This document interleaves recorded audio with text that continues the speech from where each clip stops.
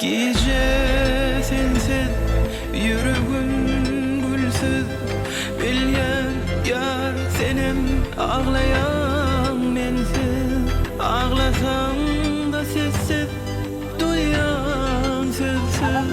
Arzular hasıl olur kimsiz.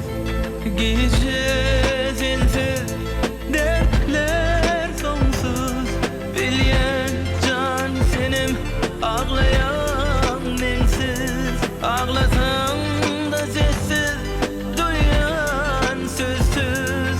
Arzular hasıl olur kimsiz. Can, seni vermem ellere, ovadan can. Seni dövmem illere, ah can.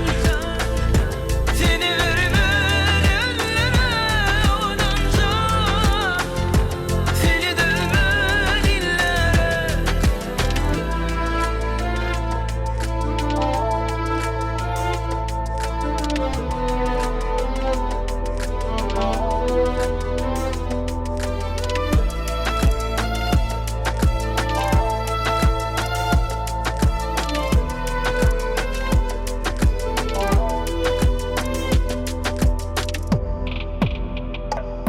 Sici düşler, mesli kuşlar uçup gitmeyi doğru görmüşler.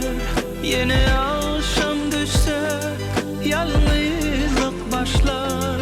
Rahatlık yıldırar, beni taşlar. Can, seni vermem ellere, ovadan can.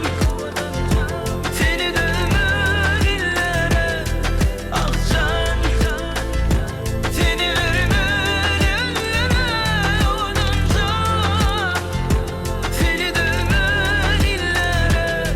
Gece sensiz dertler sonsuz, bilyen can senim ağlayan mensiz. Ağlasam da sessiz, duyan sözsüz. Arzu